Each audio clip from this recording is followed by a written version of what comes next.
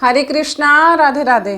तो दोस्तों, आज मैं आपको छठी के बारे में बताने वाली हूँ। जैसे कि मैं आपको बता दूँ कि जो हमारे कान्हा जी हैं उनकी छठी आने वाली है और कान्हा जी की छठी आने वाली है। तो छठी कैसे मनानी है, मेरे पास रिक्वेस्ट आई हुई है कि मैम प्लीज़ कान्हा जी की छठी के बारे में बताएं। तो दोस्तों, मैं बता देती हूँ आपको कि छठी वाले दिन क्या करना है। तो देखिए, सबसे पहले सुबह आपको अपने कान्हा जी को स्नान कराना है। कैसे स्नान कराना है वो मैं बता देती हूँ आपको। आप 1 लीटर दूध ले लीजिए कच्चा, ठीक है, किसी बड़े बर्तन में डाल लीजिए और उसके बाद कान्हा जी को इस तरीके से, जैसे बच्चे को पकड़ा जाता है इस तरीके से पकड़ के और 3 डुबकी लगानी है। लेकिन कान्हा जी की जो गर्दन होगी उस पर आप हाथ लगा लेना, ठीक है। और हाथ लगाने के बाद और उनको बड़ी जल्दी से निकाल लेना ताकि उनका जो फेस है उस पर दूध ना रहे ज़्यादा। तो 3 बार ऐसे डुबकी लगा के कान्हा जी का स्नान कराना है। स्नान कराने के बाद आप कान्हा जी को फिर सिंपल गंगा जल के पानी से स्नान कराना। फिर उसके बाद स्नान कराने के बाद आप कान्हा जी को जो पीले रंग के वस्त्र पहनाना, और पीले रंग के वस्त्र हों नए। अगर पीले नहीं है तो कोई बात नहीं, किसी और कलर के भी चल जाएंगे, लेकिन कान्हा जी के जो वस्त्र हों वो नए हों, ये ध्यान रखें। तो उसके बाद आपको क्या करना है, उसके बाद शाम को 6 बजे छठी मनाई जाती है। तो शाम को जब 6 बजे छठी मनाई जाएगी तो आपको क्या करना है, तो आपको अपने घर में, जैसे कि कई लोगों के यहाँ दाल चावल बनते हैं या जैसे भी, लेकिन कान्हा जी की छठी में कड़ी चावल बनते हैं। पकोड़े वाली जो कड़ी होती है वो कड़ी बनती है और चावल बनते हैं और उसी का कान्हा जी को भोग लगाया जाता है, ठीक है। उसके बाद कान्हा जी को जब भोग लगा देते हैं तो भोग में तुलसी पत्र ज़रूर डालें, ये चीज़ का ध्यान रखें। मैं बार बार इस चीज़ को बताती हूँ, तो आप तुलसी पत्र ज़रूर डालें और कान्हा जी का अच्छा सा श्रृंगार कर दें उस दिन, क्योंकि उस दिन कान्हा जी का जो जन्म की छठी होगी। तो उस दिन आप कान्हा जी का बहुत अच्छा सा और नई पोशाक में श्रृंगार कीजिएगा, ठीक है। उसके बाद आप कड़ी चावल बनाइएगा, भोग लगाइएगा और उसके बाद आप जोत बत्ती जैसे करते हैं, लेकिन वो शाम को 6 बजे करनी है।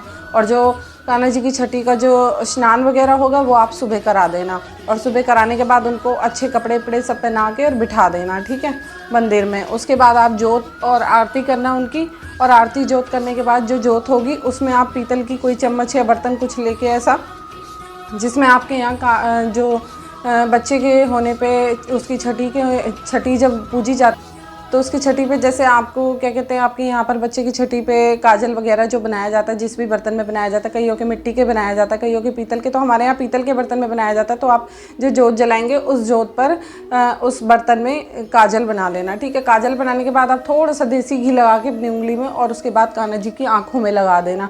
और उसके बाद फिर अपनी कान्हा जी को नाम देना, एक अच्छा सा अपने कान्हा जी का नाम रखना, और जो घर की आपकी चाबी होगी तिजोरी की, वो चाबी रख देना अपने कान्हा जी के पास, यानी कि जो गुच्छा होगा वो रख देना, ठीक है। उसके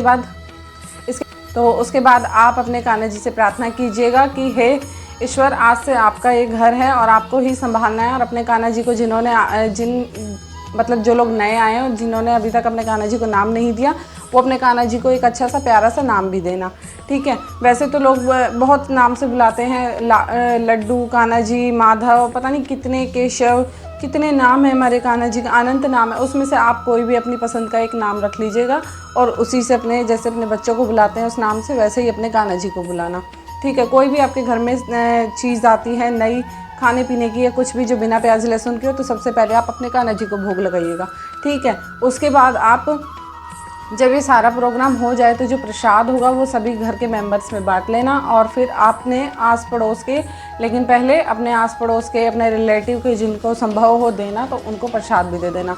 और वैसे तो छठी वाले दिन बुआ के घर के कपड़े आते हैं, हमारे यहाँ बुआ जो होती हैं वो कपड़े लेके आती हैं बच्चे के और वही काजल बनाती हैं। अगर ऐसा ना हो तो आपके घर में बेटियां हो तो बेटियों से करा लेना, अगर वो भी ना हो सके तो आप खुद से स्वयं कर लेना। लेकिन कान्हा जी की छठी अपनी पूरी रीति रिवाज के साथ मनाना, जैसे हमने जन्म कराया वैसे हमें कान्हा जी की छठी भी मनानी है।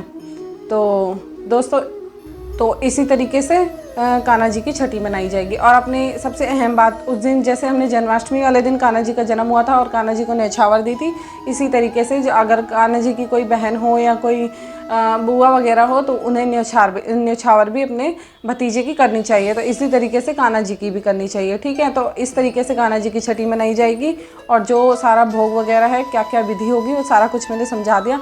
तो आई होप डिम्पी खन्ना जी आपको समझ में आ गया हो कि छठी किस तरीके से मनाई जाएगी। तो आपकी जो वीडियो थी वो पूरी हो गई। तो दोस्तों, मिलते रहेंगे अपनी नेक्स्ट वीडियो में, तब तक के लिए नमस्कार, राधे कृष्णा, जय श्री कृष्णा दोस्तों। तो अगर आपके कोई सुझाव हो तो आप अपने सुझाव भी दीजिएगा दोस्तों, और मुझे आप इंस्टा पे फॉलो कर सकते हैं, फेसबुक पे भी फॉलो कर सकते हैं। मेरी इंस्टा और फेसबुक की आईडी है श्याम दीवानी जी, जो मेरे चैनल की आईडी है वही उनकी आईडी है। तो दोस्तों हरे कृष्णा।